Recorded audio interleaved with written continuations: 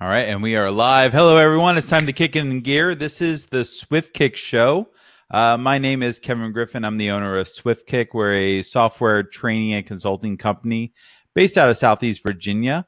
And today I am pleasured to be joined by Micah Silverman. How are you today, sir? Doing well. Thank you. Hey, everybody. We're going to give folks a moment to kind of roll into the chat. Everyone's probably just got their email saying, hey, we're going live. So if you're out there in the chat, say hi. Tell us where you're from. I recognize a couple names, so that's good. A couple new faces. But everyone say hi in the chat. This is where everyone just kind of freezes up and go, oh, do I really want to chat? I don't know.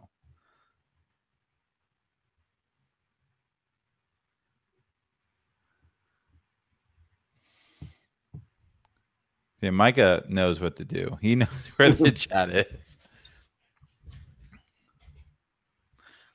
Brian, nice to see you. Thanks for showing up.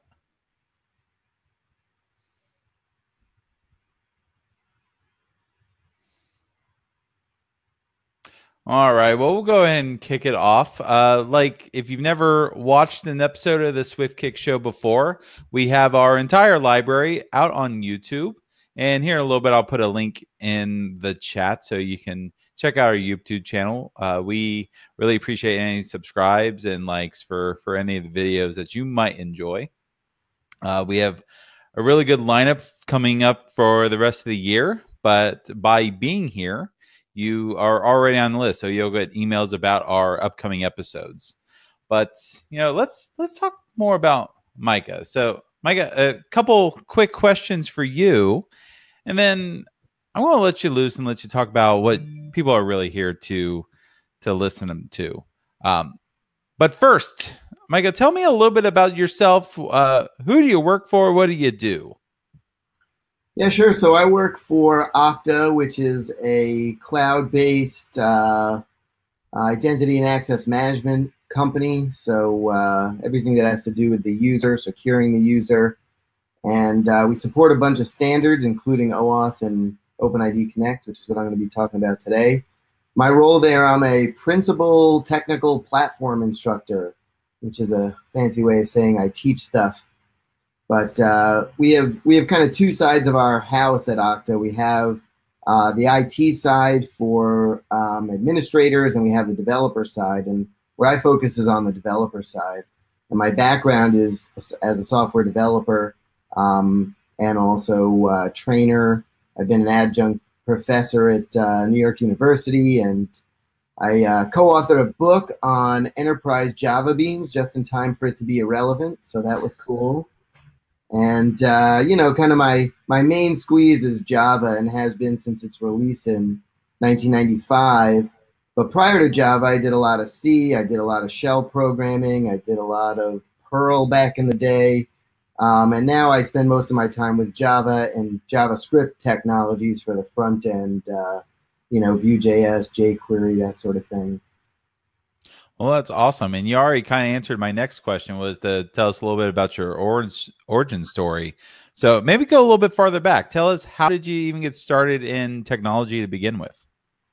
Oh man, I got really lucky. For some reason, as a little kid, I loved electronics and tinkering around with stuff. And around 6th grade for me, was kind of the explosion of the personal computer. So I like to invite everybody to get off my lawn, first of all. But second of all, starting in 6th grade, I just started programming. It was like pet computers and BASIC and some machine language. And when it came time for college, I didn't have any of the, kind of angst that a lot of my friends went through. I knew for sure I was going to go for computer science somewhere.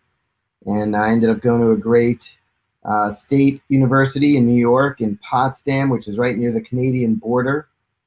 And, with all the winters we had up there, spent plenty of time hacking and programming. And, I do a lot of DIY projects too. I built a few arcade cabinets with MAME and hardware and mixing it all together. So I kind of mix it up in that way.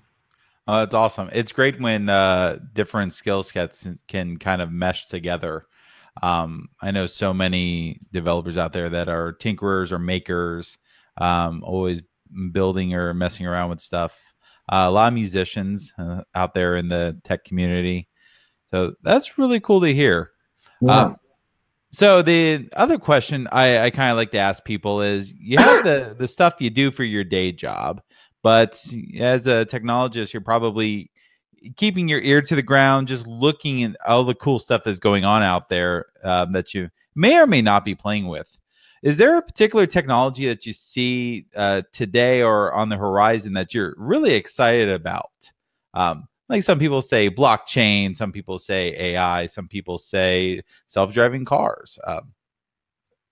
Yeah, I think for me it's man, as much as I want to, I have so many friends that are digging into the blockchain and I just haven't gotten there yet. But what I have been focusing on is natural language processing and some of the stuff that's available now with Alexa and Google Home. And I was just talking today with some colleagues, kind of fantasizing about how we'd like to make an open source hardware device like an Alexa that maybe uses Amazon's APIs, but is completely on your own network. It's just making API calls to deal with the natural language processing, but you're in complete control over when the mics are on and what it's doing. And, maybe except for those API calls, it never calls outside of your network. And, for me, I think that could be the best of both worlds. Amazon would get the big data that they're looking for to see what kind of natural language stuff people are doing without all the evil stuff we keep hearing about, having it constantly listening and targeting you for ads and stuff like that. Yeah, it's funny. I have a lot of friends that buy a she that shall not be named because I have one over there in the corner. But they won't buy one because she is always listening, and they're afraid of what might be getting sent back to Amazon or to Google if you have a Google Home.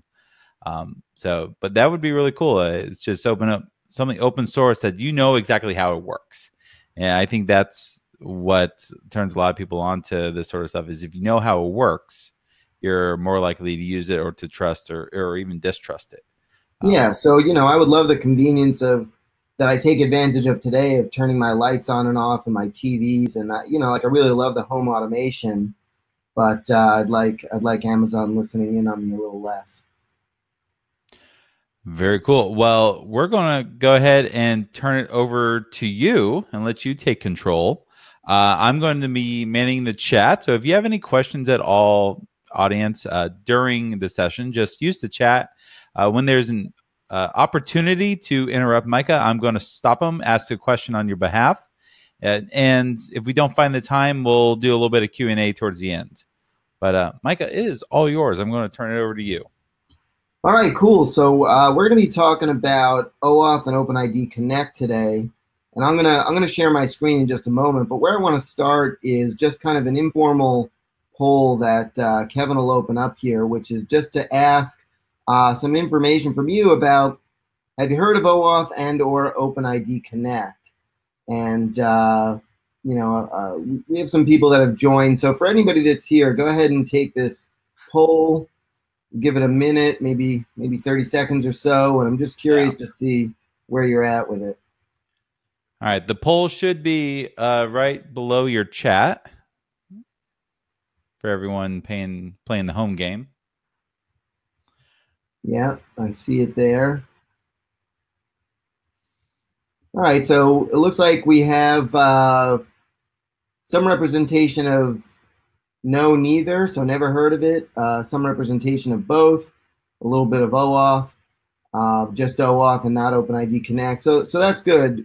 This is they're kind of big, meaty topics, and the idea here in this presentation is that we're gonna start at as high a conceptual level as we can, and then drill in and really get into the weeds with it toward the end, where we get into some code and some really specific OAuth and OpenID Connect stuff. But we really want to start at a high level because there's getting into the concepts is not something that you'll find a lot online. So let me share my screen. and we'll jump right into it here. Okay, and Kevin, I'm counting on you to let me know if anything gets wobbly with my screen here. But good. Okay, yeah. So so kicking it off here, this is called OAuth and OpenID Connect in plain English. My name is Micah Silverman. That's my Twitter handle, a fit nerd. And Nope, you're not on your slides. Sorry. Not on my slides. Nope, we're looking at your webinar jam. Interesting. Okay, I switched my screen. Let's see if I switch back again. Any different? No, still webinar jam. Let me stop sharing and oh, I know what I did. I bet I forgot. We did it like 3 times and I forgot to share my entire screen.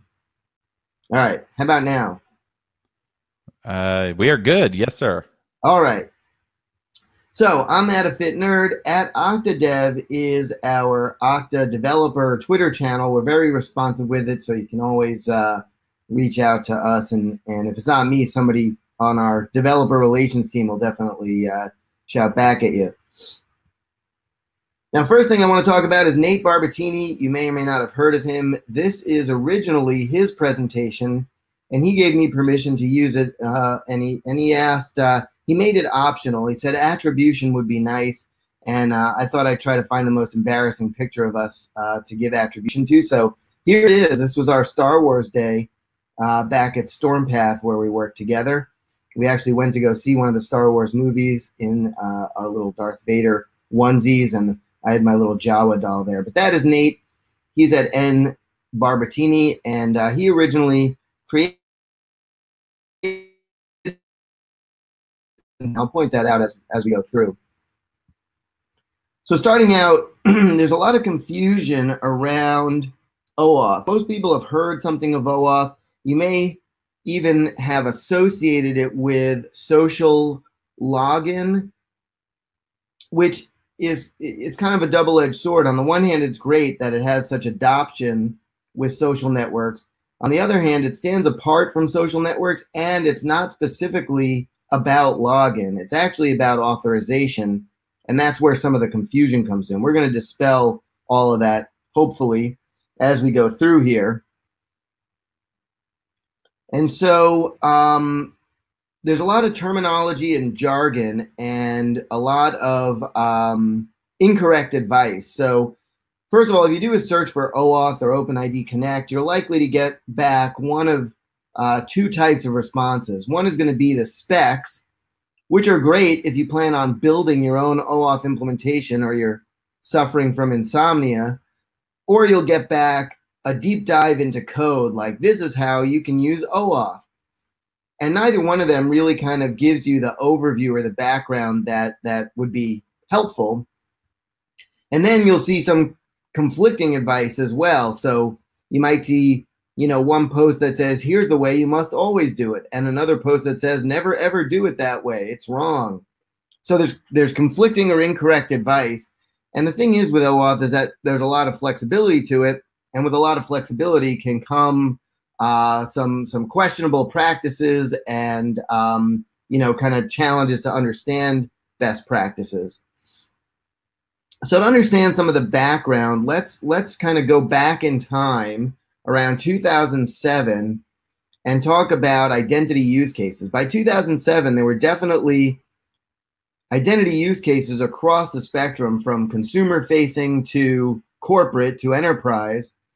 And what we had back then, and remember, this is just at the turn of smartphones, right? This was the year that the iPhone was released, and it wasn't yet proven that a real smartphone platform was going to be viable.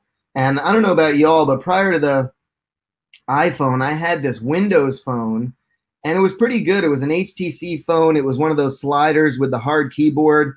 It had a built-in GPS. It had some apps like Google Maps. But the mobile version of Windows at the time was basically a full version of Windows just jammed onto like a little 4-inch screen. So, it had a stylus. It was kind of gnarly to interact with the menus. You would literally touch on menus as if you were using a mouse. So the state-of-the-art back then was simple login. So these were forms and cookies. You'd log into a site like Amazon. It would set a cookie in your browser to establish a session, and there you go. For single sign-on across sites, SSO was really the domain of the enterprise. And you had these standards like SAML, which are great. They're still in use today in the industry and at Okta. But it's kind of a heavyweight standard. It uses XML to pass around for assertions. It's not for the faint of heart if you've ever had to deal with SAML. And then mobile app login and delegated authorization, the notion of native mobile apps was just starting to emerge, and it had different requirements than we might find on a laptop or a desktop. Sometimes it might not have a browser at all, a browser component, and it was kind of the Wild West in terms of how you were going to approach login. And then delegated authorization was kind of a question mark then too. Now, delegated authorization is important, and we take it for granted a lot today, but in 2007, it really wasn't hammered out. And so when we're talking about delegated authorization, the delegated authorization problem, we're looking at how can I let a website access my data without giving it my password? So we're used to this now, and even if we don't know the technology behind it, we're used to seeing things like redirects to external providers like Facebook and consent forms like, hey, this app wants to do this thing on your behalf. Do you want to allow it to? And then redirects back. And that's kind of a familiar pattern. Back then, it really wasn't, but it became critical fairly quickly when the ways that sites would deal with delegated authorization started to emerge. So this is an actual screenshot from back in the day, and by today's standards, we would never want to do it this way, but this is Yelp, for example. So on Yelp, you signed up for Yelp, and you get to the screen where like, hey, maybe your friends would be interested in Yelp. Now, really, it was just kind of spammy, but there are lots of valid use cases for having an application have access to some part of your personal data that you're interested in giving them access to. In this case, the way it used to be is you'd put in your, say, Gmail credentials, your email address, and your real password, and then Yelp would would interact with that service like Gmail on your behalf as you, and they would pinky swear and cross their heart that they wouldn't do anything dastardly with it, like delete all your contacts or start shooting out emails on your behalf. Because once they have your password, that's really the keys to the kingdom. They are essentially you. But back in the day, that's the way that we did it. Now, we almost never have to deal with that today with this sort of terrible pattern. But surprisingly, there is still one place where this approach is super prevalent, and it makes me really mad because it's really the one place where you would want the highest degree of security, and you've probably experienced this yourself, and that is banking apps. Like if you use Mint or You Need a Budget or any of these great apps, they're great applications that really help you organize your life.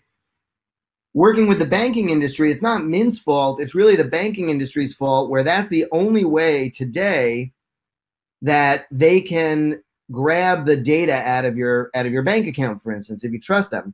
Now, I do use Mint. I do it, kind of cringingly, but technically, Mint can do anything that I can do from my bank account, like pay bills. I've given them my password. That is a really bad idea. And, some of the banks slowly are starting to toy with the idea of using OAuth. Really, they all should. So that's just kind of my little rant for the presentation. But, most other services that you interact with, whether it's, Amazon, Facebook, Google, Microsoft, they all have this delegated authorization mechanism to deal with it. So let's jump into delegated authorization and take a look from a really high level what that flow, what that pattern looks like. And then we're going to get into some real OAuth 2 terminology and kind of drill into it. So delegated authorization with OAuth 2.0. So in this scenario, I trust Gmail, right? Gmail has all my contacts. It's my email. You know, I have two-factor authentication. I have a really good password because, you know, that's kind of, if I need to do a password reset on some other service, I'm going to get an email to Gmail. So I really protect my Gmail account. And, you know, I want to use Yelp, but I don't want to give them the keys to the kingdom anymore. So I really want Yelp to only have access to my contacts, and I want them to have access to my contacts in a limited way, meaning read only. And so the way that this flow looks is there's a friendly connect with Google button on Yelp, and when I click that friendly connect with Google, I get redirected. This is a full page redirect over to accounts.google.com. Now here I log into my Google account, and to be clear, this is Google's login form. So Yelp is never seeing this information. So I log into Google, and then I get this consent form. So it says, allow Yelp to access your public profile and contacts, yes or no. Now I have an opportunity here to bail. Maybe Yelp is trying to get more access than I'm comfortable with, and I'm going to bail on the whole thing. But assuming I say yes, there's a callback, and this brings me back to Yelp.com.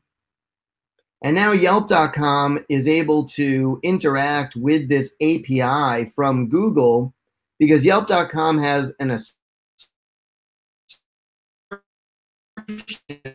that indicates to Google that it's authorized to access my contacts. So the important bits of this flow are that Yelp never sees my email and password, that Yelp has very limited access. Well, there's a formal term for that we're going to get into a little later called scope. So Yelp has limited access, and it's entirely in my control. I can revoke Yelp's access through a Google interface, which isn't as easy to find as it ought to be, but I can revoke access. In the bad old days, my only recourse really was to change my password, and that was kind of a drag. That might impact any number of providers that I had given authorization to. So with that flow as kind of the backdrop, we're going to be returning to this picture a bunch, and you're going to kind of get sick of it, but let's see how we do. Let's talk about some OAuth 2 specific terminology, and then we'll put it in context with the diagram with this flow that we've been looking at. So these are all kind of formal terms from OAuth, and with that overview under our belt here, which sometimes you don't even get, now we can start to put some of these terms in context. So the resource owner, that is you sitting in front of your browser. You own your personal data. You're the resource owner. Now, right away, right off the bat, we get a little confused with some of the OAuth 2 terminology. So there's this notion of the client. Now, sometimes when we say client out loud, the first thing that occurs to people is the browser. It's different in this context. The client in this case is the application that wants to do something on your behalf. So the client in this case would be Yelp. There's the authorization server. That is the entity responsible for authenticating and issuing tokens that the client is then going to use. So this is like the accounts.google.com is our authorization server. The resource server is the API. So that's like contacts.google.com. The resource server has resources that the client is going to get access to on your behalf. The authorization grant is the identifier that comes back from the authorization server, and that authorization grant can then be exchanged for the access token. And the access token is the bit of digital information that the client is going to present to the resource server. The resource server is going to validate that access token, say, yep, it has the right scopes, it's allowed to do what it's trying to do, and then it will return a response. Now, that's 6 terms, and it kind of packs a lot into it. So let's put it back in the context of our flow here. And we're going to introduce a particular, there are a number of different flows in OAuth. The one we're talking about here is a particular one called the authorization code flow. It's my personal favorite, but don't take my word for it. It's really probably the most used flow and the safest flow, and we'll talk about why that is. And one thing, I just want to take a step back for a moment. OAuth at this point is synonymous with OAuth 2. If somebody says OAuth, there's a high likelihood that they're talking about OAuth 2. Now, there was OAuth 1 and 1A, and there are still some people out there that are using OAuth 1A. I think Twitter, for instance, is still using OAuth 1A, but that standard is really deprecated, and most of the time, if somebody says OAuth, they're talking about OAuth 2. All right, so now let's put our OAuth terms in context here with our flow. So resource owner, that's me sitting in front of my browser. Now I click on the connect with Google, and I'm going to go to the authorization server, and I'm going to send it some information. I'm going to send it a redirect URI. That's so that the authorization server knows where to redirect back to. And I'm going to give it a response type, which indicates the flow that we're using. In this case, code is the response type for the authorization code flow. Now I authenticate at Google, I get my consent screen, assuming I say yes. Now Google uses that redirect URI to send me back to Yelp with the authorization code. So that is that's the authorization grant in this flow. The authorization grant is the code. Now, we can't use that code directly with the resource server just yet. So now what happens is Yelp takes that code and it exchanges it for an access token. Now, there's a reason that there's this kind of two-step. You might validly ask the question, well, we've authenticated, why don't we just get back the access token? We're going to talk about why in this particular flow. That's the dance that you have to do, but you take the authorization grant and you exchange it for the access token. Now, Yelp can talk to the resource server with the access token, and now contacts.google.com will respond with contacts, and it will know that it's me and that I've authorized this request, and it'll respond with my contacts, and now Yelp can go and spam everybody that I know to go and create a Yelp account. So let's talk about a little bit more OAuth 2 terminology, right? I said we're going to kind of iterate our way into the rabbit hole here. So there's scope and consent, and the idea here is that the scopes that we're requesting are going to be used by the authorization server. First of all, the authorization server is going to make a decision on whether or not to grant access based on the scopes that we're requesting. So I can request any scopes I want. Whether or not the authorization server is going to accept that request is a whole other thing. But assuming it does, the scopes drive what kind of access, what I'm going to be able to do with the resource server later on. And then there's consent, and that is a common part of the flow. It's not always part of the flow, but you've probably experienced it with Facebook and with others, where you get to that little screen and it gives you the opportunity to bail. If you're like my mom, you just click yes on everything, but most of the time or all of the time, the consent screen shows you exactly the scopes that are being requested, and it gives you an opportunity to consent to those scopes or not.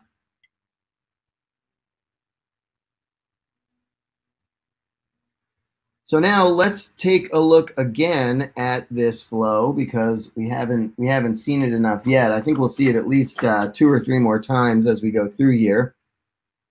And now this time we're putting into place in the picture the scopes that we're requesting. So the scopes, in terms of the formal request that you make with OAuth, it's just a space-separated list of free-form strings. Scopes can be anything in the OAuth standard. There's nothing that's dictated. There's no standard scopes in OAuth. So it's really going to be up to what the authorization server dictates. So in this case, the scope that we're requesting is profile and contacts. Now this drives what you see on the consent screen. On the consent screen, it's going to say, Yelp wants to access your public profile and contacts. Do you want to allow that? Assuming you say yes, now we're back to where we were before, where we redirect with the authorization code. The Yelp can exchange that authorization code for the access token, and that access token has the scopes associated with it. So now when Yelp makes a request, let's say Yelp makes a request to delete a contact, and they use this access token that they've received to do that. Well, that's going to be denied by contacts.google.com, because the access token that Yelp is using doesn't have the right scope to do that delete operation. It only has scopes to read contacts in this case. All right, let's look at even some more OAuth 2 terminology. And this is more really network security terminology than OAuth 2 terminology, but it's important and it works, it fits. So the back channel is secure channel. Well, what do we mean by that? The back channel usually doesn't have user interaction. The user interaction channel, the front channel, is the less secure channel. So that's like the connection between your browser and the authorization server. Why do we say that's the less secure channel? Well, it is using SSL, so it's safe from things like man-in-the-middle attacks. But let's say you're developing an application, you have no control over my laptop. You don't know if I have malware, if I have weird browser extensions. You have no control over that. So maybe I've installed a browser extension that is, a keylogger, and it's listening to everything that I type. And so now it's got my password. Well, my account is now compromised. No control over that. So the front channel, while there are certain important bits of security in place, like using HTTPS, you still don't have complete control over it. The back channel is like the communication between the client, which is Yelp in our example, and the resource server, which is Google. First of all, there's no human interaction. Second of all, those servers are under the control of the individual companies, and presumably they've taken the proper precautions. They have, their own firewall, their own data center. That's not to say that we haven't, seen all these breaches in the news, but the point is it's a higher level of security and assurance on the back channel. So let's revisit our diagram and put it in context with the front channel and the back channel. Now, the solid lines in our diagram here are the front channel. Those are all the places where the browser is interacting in one way or the other. So we click on Connect with Google, and we get to the authorization server in our browser. We authenticate. We get this consent form in our browser, and now Google redirects to Yelp, and we're seeing the result of that redirect in our browser. Then, however, Yelp now exchanges the authorization code for the access token. That's on the back channel, and that has a higher level of security. So this exchanging the authorization code for the access token. That's done on the back channel, and it's one of the reasons that we have this little dance, and why it's a little more this particular OAuth flow is a little more secure. So sure, my browser extension captured this cookie because the redirect bounces through the browser. So now this janky browser extension that I installed has the authorization code. Well, there's not a lot that the browser can do with that authorization code on its own. There's some more information that's needed, like an ID and a secret, to be able to exchange that authorization code for an access token. And that's happening on the back channel, completely abstracted away from the browser. So that's the reason for this flow, that we don't return the access token directly to the browser. Instead, we let that happen behind the scenes, and the browser never sees that access token. Now, the conversation between Yelp and contacts.google.com is also entirely back channel.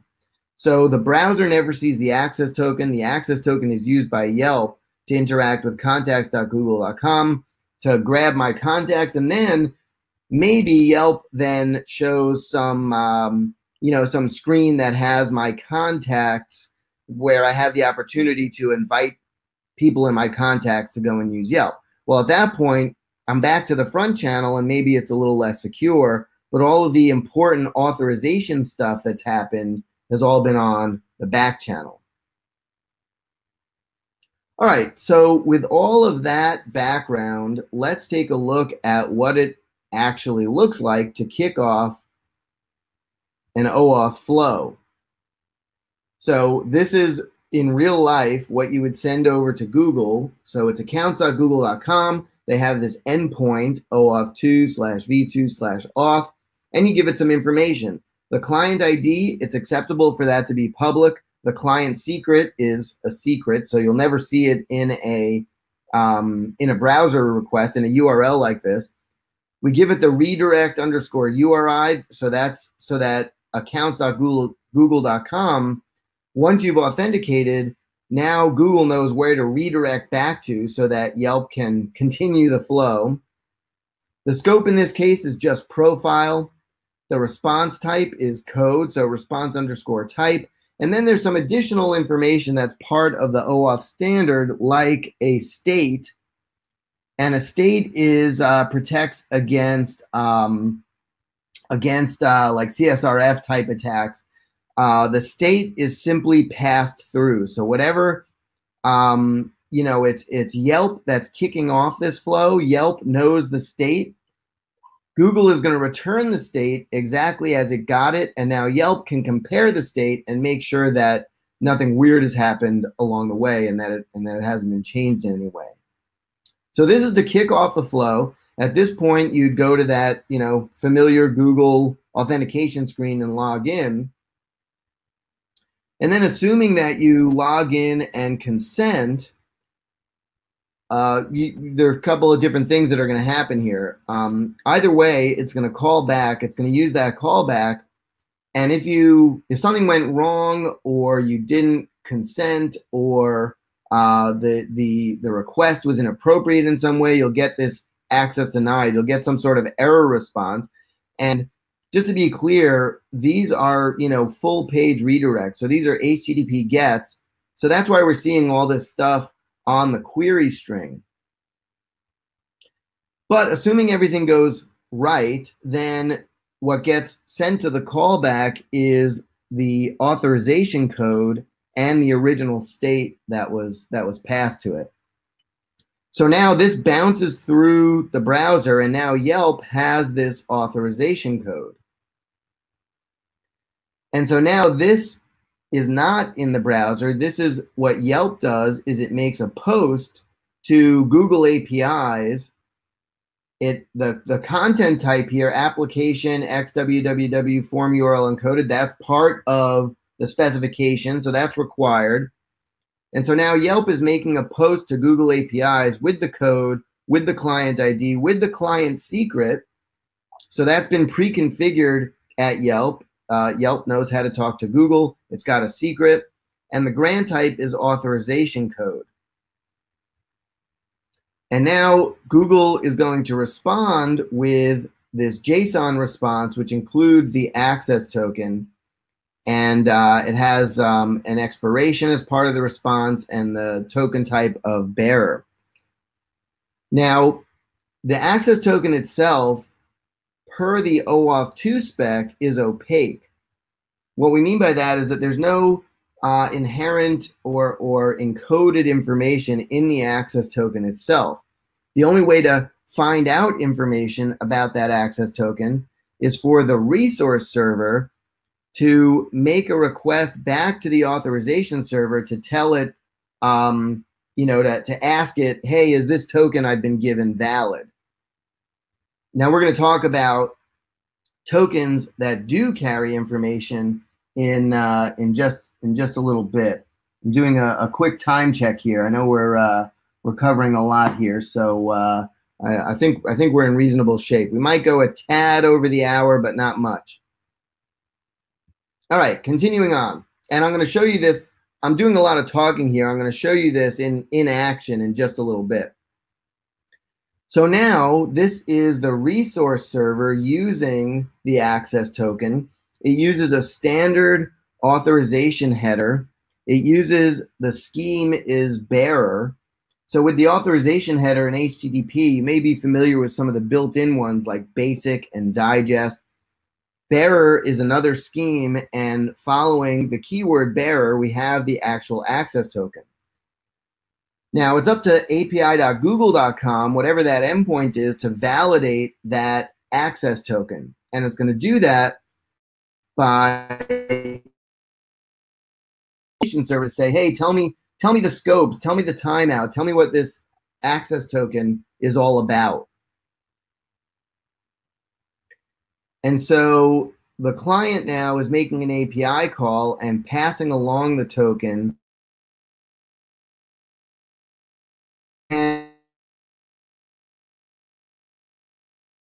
able to validate the token, and it's going to be able to check the scopes for authorization. All right. Now, I'm going to talk a little bit about let me just see here, just in the case, I'm gonna hop over a couple of slides. Actually, there are some other important OAuth 2 flows, but I want to make sure that we get to OpenID Connect. So I'm gonna hop over a couple of slides, but I just want to pause here and ask if there are any questions at this point, because we've kind of covered a lot of ground, and we're gonna shift into OpenID Connect in just a sec.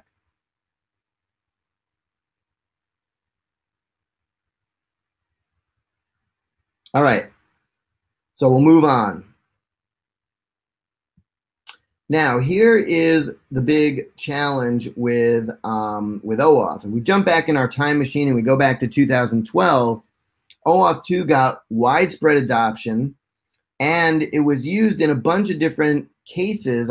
So we're revisiting these identity use cases, and it was used in a bunch of different identity use cases that it was never intended for.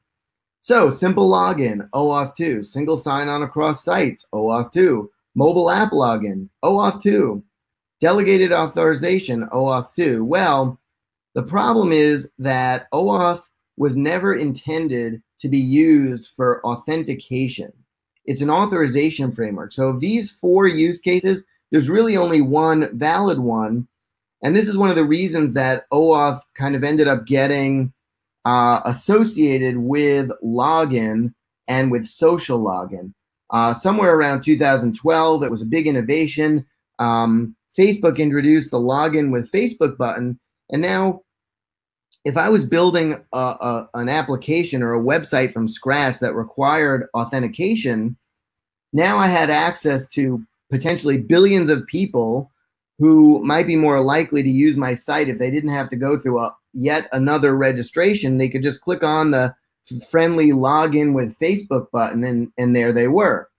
But it muddied the waters because OAuth 2 was never intended to be an authentication mechanism. So the problem with OAuth 2, there's a couple of them using OAuth 2 for authentication. There's no standard way to get the user's information. The access token, we call it a bearer token because basically it means who's ever got it can use it. And as a side note, it's one of the reasons that you really want to protect and make sure that you don't leak access tokens, because there's no, the authentication part of the flow is done, and now you have this token and you can use it to interact with APIs. So there's no standard way to get the user's information, so different providers started providing different endpoints to do that. In some cases, it was /me. In some cases, it was /user/info. There was no standard way, so you ended up with vendor differences and proprietary approaches to getting the user's information. Every implementation is a little different. Remember, OAuth 2 didn't dictate the format of the token. And so although, let's say, Facebook and LinkedIn were both using OAuth 2, their token formats were different. So you had to have if you're a developer, you had to have different libraries for Facebook and for LinkedIn, and you'd have to interact with those services differently to get to use those tokens or to understand what those tokens represented. And there was no common set of scopes. So everybody had different naming conventions for the scopes that would be included as part of the request. So right around 2012, a bunch of very smart people got together, primarily from Microsoft and Google, but others as well, and they developed OpenID Connect. And OpenID Connect is really genius because it's one of the few cases in our industry where we don't throw the baby out with the bathwater. OpenID Connect does not stand on its own. It rides on top of OAuth 2. And it's one of the reasons that it's challenging for people to wrap their arms around OpenID Connect, because the minute you start talking about OpenID Connect, you need to know something about OAuth. It doesn't stand on its own. But it's really a thin layer on top of OAuth 2 that is specifically for authentication, where OAuth 2 is for authorization. And now with these two distinctions firmly in place, we can now properly deal with both authentication and authorization in a standard way. What OpenID Connect adds is a new token called the ID token that is specifically for user information, name, email, things that people would try to jam into an access token in a way that an access token was never intended for. There is a specified user info endpoint for getting even more user information than you might get in the ID token, /userinfo. If you're implementing OpenID Connect, you must have this /userinfo. There's a standard set of scopes. Now, you can still have custom scopes. That's important, but there's a standard set of scopes that every vendor that's implemented OpenID Connect is required to support, and it's a standardized implementation. The ID token must be in a particular format called JWT, which stands for JSON Web Token. Now, as an aside, many vendors, including Okta, use the JWT format for their access tokens, but that is not a requirement of the OAuth specification. It is a requirement that an ID token must always be in JWT, and we're going to talk a little bit about what JWT is and what it looks like in just a moment. All right, so now let's put the OpenID Connect flow, the authorization code flow. Remember, OpenID Connect is a layer on top of OAuth, so we still have all of the flows that OAuth implemented, but now we can get identity information back. So resource owner is still me sitting in front of my browser. Client is still yelp.com. And this looks very familiar. We're going to the authorization server with our redirect URI, our response type, and our scopes. Now this time the scopes, OpenID is a required scope. That's what indicates to the authorization server that this is going to be an OpenID Connect flow and not just an OAuth 2 flow. So if you want an OpenID Connect flow, that OpenID scope is required. And the profile scope is one of the handful, I think there's 7 or 8 of them, one of the handful of predefined scopes. So any OpenID Connect vendor must support or be able to deal with the profile scope. Just like before, we see the consent screen. Assuming we click yes, we redirect back with the authorization code. Now this time, when we exchange the authorization code, we get back two tokens. We get back an access token and an ID token. Now, in addition to being able to interact with an API, now we know something about this user right off the bat. And so you can get things like, hello, Nate. I should have changed this to hello, Micah, but that's what I get for stealing somebody else's presentation. And so it's got some personally identifying information in the ID token, and it's still got the access token to be able to interact with the authorization server. And it can use that access token for any number of things, including hitting that well-known user info endpoint to get even more information about the user. All right, I'm going to hop over a couple of slides here. The result of the kicking off the flow looks very similar to what we saw before. The only real difference is that we're now specifying, among the scopes we're including OpenID, and what we get back is an access token, which may still be opaque. It could be a JWT, but it doesn't have to be. But the ID token is going to be a JWT. So I'm going to talk about JWT for a few minutes, and then I'm going to show you some real-world examples, and then we'll wrap things up. And I'm happy to stick around as long as anybody wants to answer questions or anything else.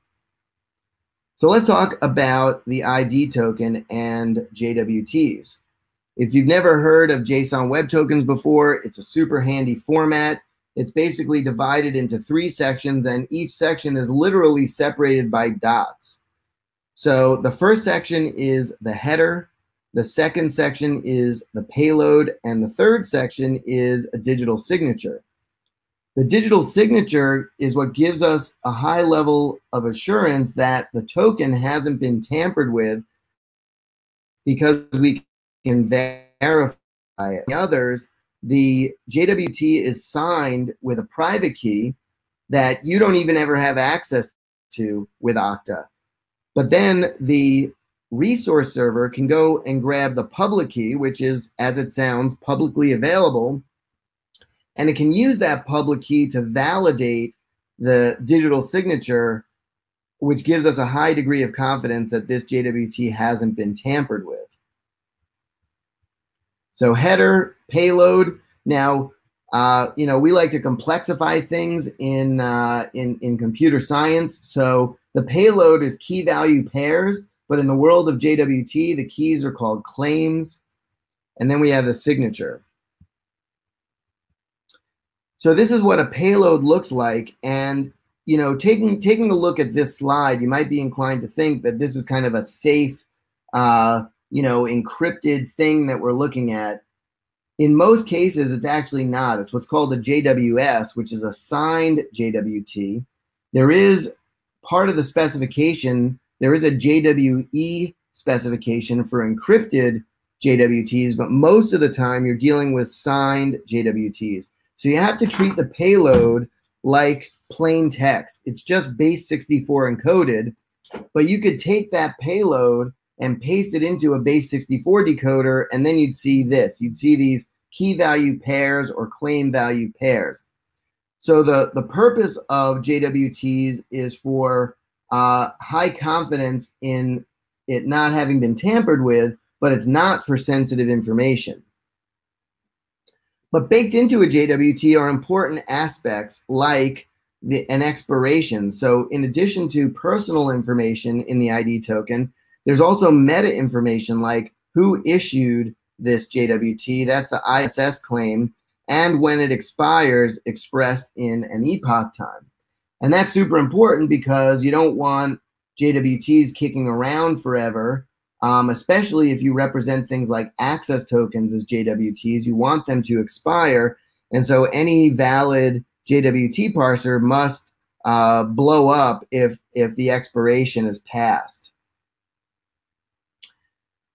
So per the OIDC specification, the user info endpoint is protected. It requires the access token to be sent as a bearer token. And when you hit that user info endpoint, you may get back sensitive information at this point because you have proven that you're authorized to do so by virtue of the access token. So that's one of the reasons that the user info endpoint exists in the first place, is so that you can get very verbose or sensitive information back from the request. So looking back, jumping forward in our time machine from 2012 to today, we now have a much better ecosystem because of OpenID Connect, where we are using the standards appropriately. OpenID Connect was meant for authentication. So for simple login, for single sign-on across sites, for mobile app login, OpenID Connect is really well suited. And then OAuth 2 has a very important place, but now it's in the proper place, which is firmly focused on authorization. So it can sometimes be confusing. When do I need OAuth? When do I need OpenID Connect? If you just remember that OAuth 2 is intended for authorization only and not authentication, that you'll be way ahead of the game. But this is a useful slide. So OAuth 2 is good for granting access to the API, getting access to user data in other systems. That is delegated authorization. OpenID Connect is good for logging a user in and making your accounts available in other systems like SSO for authorization. All right, now let me, just bear with me a sec. I think I'm going to jump ahead and show you some examples, and then I'll go to the wrap-up screen. And one thing I want to let you know is that this entire deck, I didn't jump over a lot of slides, but I did jump over a few. But the entire deck is available on a link that I'm going to give you at the end here. So anything that I did jump over, you'll be able to revisit. Also, this presentation is available in a couple of different YouTube locations, which I'll make sure you have as well. And of course, this exact presentation will be posted on SwiftKick. All right, here is what I want to show you first. Among the references that I gave you is this application that I created that I call the OIDC Playground, and it allows you to do a couple of things here. First of all, you can check out the different OAuth 2 and OIDC flows, but it allows you to kind of play around with it and to see the end result of the different types of things that you can do here. So by default, it's on authorization code flow. The flow type is computed based on the selections that you make. So if you choose ID token and token, that's the implicit flow, which we didn't cover. If you choose all three of them, that's what's called a hybrid flow. That's where you get tokens directly back, and you also get an authorization code. That's really good in split implementations, where maybe you have like an Angular client that needs a token, but you also have a Spring Boot or a .NET app that you want to be able to use a code to exchange for a token. But let's leave it on code here because I just want to show you what this looks like. Then you can specify different scopes. And if you notice down in the link area, the link is changing as I select different things.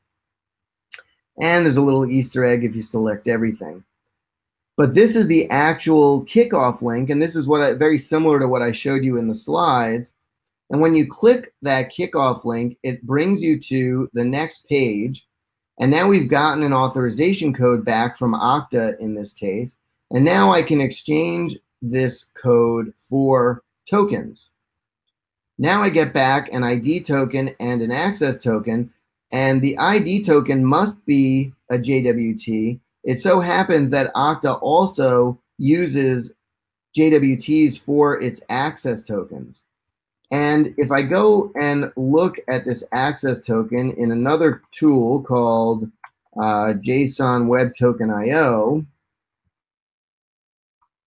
I can actually paste in this token, And if you notice, the array of scopes that I selected is baked right into that token. And then I have some other information like the issuer and the expiration and other important things. So this is a resource that you're welcome to play around with. The last thing I wanted to show you today was something in kind of a practical application of all of this. So I have a little application here. This happens to be a Node.js application. It's not terribly important that you understand the guts of the code here, but I do want to explain what's going on just a little bit. The important bit of configuration here is the issuer. This comes from Okta, but any OAuth or OpenID Connect service that you use will have an issuer. And we're using that issuer to set up an authentication and authorization strategy.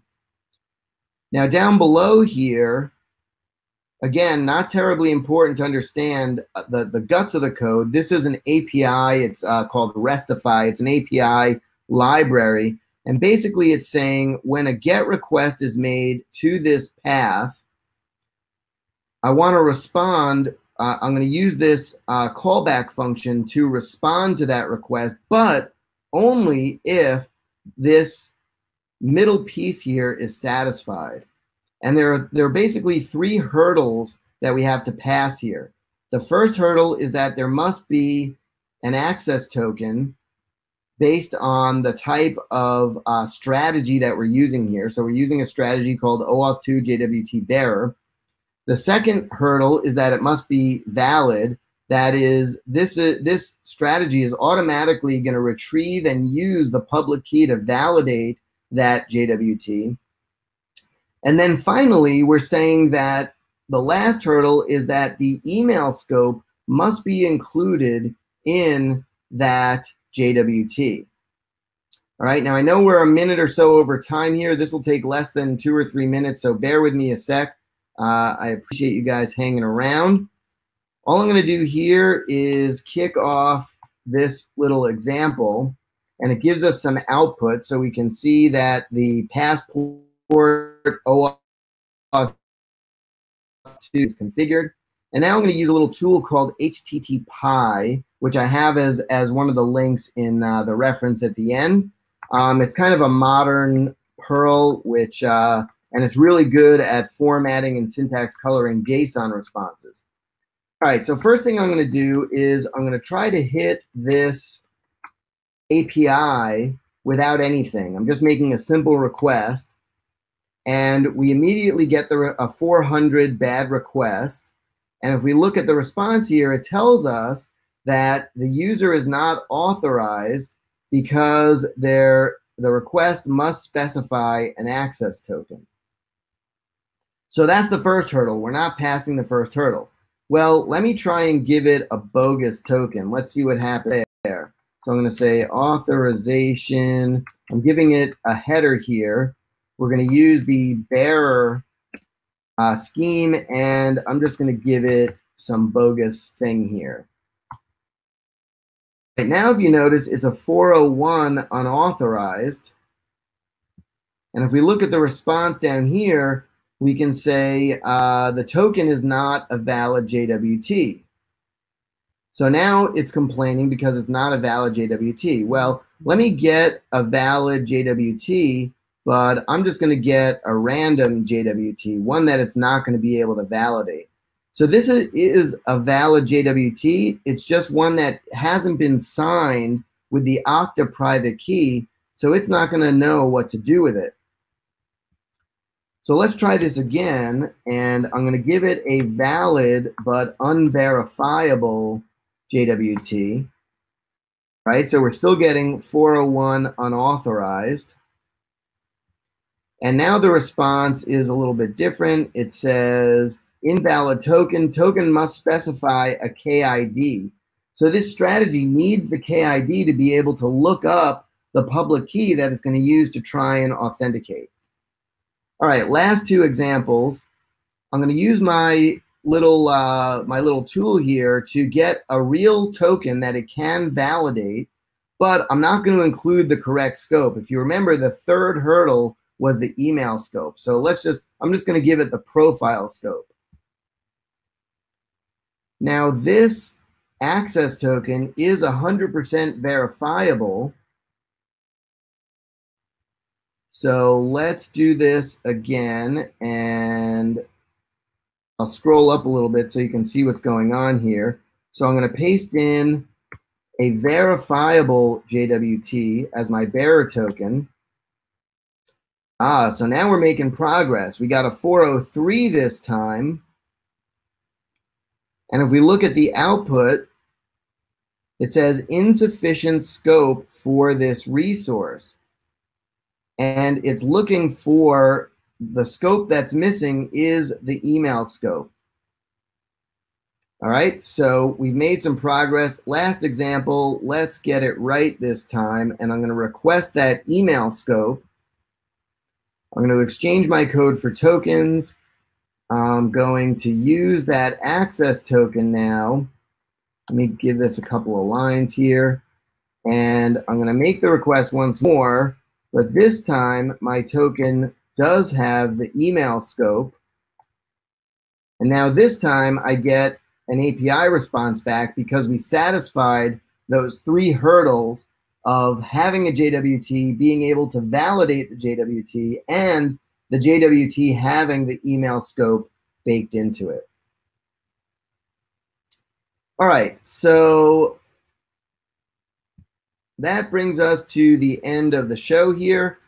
This QR code will bring you to a GitHub project that is listed over here that has this entire deck, and it also has a bunch of references to the OpenID Connect Playground, HTTP, pretty much everything that I talked about. I'll update this repo with links to other versions of this presentation, so you can look at the things that I kind of hopped over here in the interest of time. You can always @ me on Twitter. You can @ OctaDev. And if you're interested, Okta makes it possible for me to do things like these lunch and learn. So if this topic is something that interests you, you can get a free forever developer account at developer.okta.com, and you can play around with this stuff yourself. In fact, you can point this tool at your own Okta org and play with it against your own Okta org, play with different scopes and response types and such like that. All right, so I'll pause here. I'll leave this up for anybody that wants to grab the QR code, and I'll open the floor to questions if you have any. All righty. The chat was pretty quiet during your session, so we'll see if anyone has a question now.